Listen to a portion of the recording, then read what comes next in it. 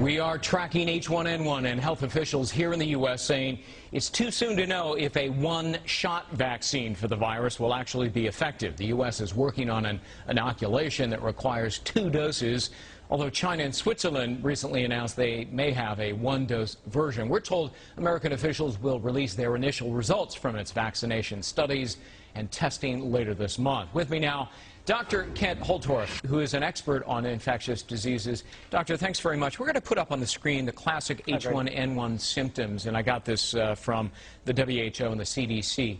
If anybody exhibits these symptoms, what should they do? Should they go to the hospital? Should they see their doctor? What?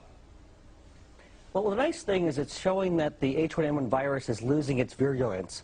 So we saw this as it came through Mexico. It lost its virulence in that the symptoms were much more mild. And that's what seems to be happening as it's making its way back through as a seasonal flu. So basically, the recommendation is the same as the seasonal flu. If you have continued fever for more than 3 hours, call your physician. If you have recurrence of fever after it goes away, if you have a high risk, including small children, consider calling your physician. Yeah. If you do have, let's say, a kid turns blue, has blue fingernails, go to the emergency room. But it's really, there's no difference between who to take to the emergency room or to the doctor versus a seasonal versus a swine flu. In fact, if you had to choose, you'd probably choose at this point the swine flu over the regular seasonal flu. Is that right? All right, now what do you think of the vaccination? You know, I have more concern about the vaccine than I do about the swine flu. It's been rushed to market. There are high levels of adjuncts, which basically make it more potent, so they can. It's kind of an unrefined method that they use. They had to use these high levels of these adjuncts, including thimerosal. It's an antiseptic preservative, and hasn't that been linked in some cases to autism?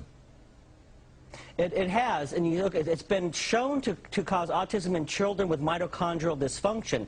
Now, and other is controversial, though highly implicated.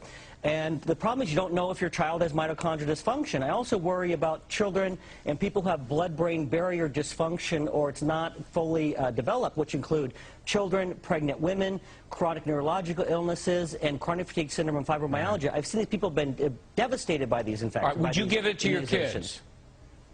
I definitely would not. You would not, all right? And in fairness, I've talked to 3 doctors in 3 days now, and all 3 have said absolutely they would give it to their kids. They intend to give it to their kids. They're going to take it themselves, but you say no.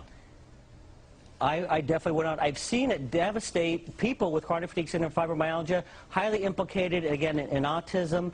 I think you're rolling the dice. It's a proven neurotoxin. It has 25,000 times the level of mercury than would be considered toxic if it was a food or water. Right. And levels get up, serum levels up to 100 times the toxic level. It's too big of a risk. All right. Dr. Kent Holtorf, an expert on infectious diseases. That's the other side. We've heard both sides now. Thank you so much.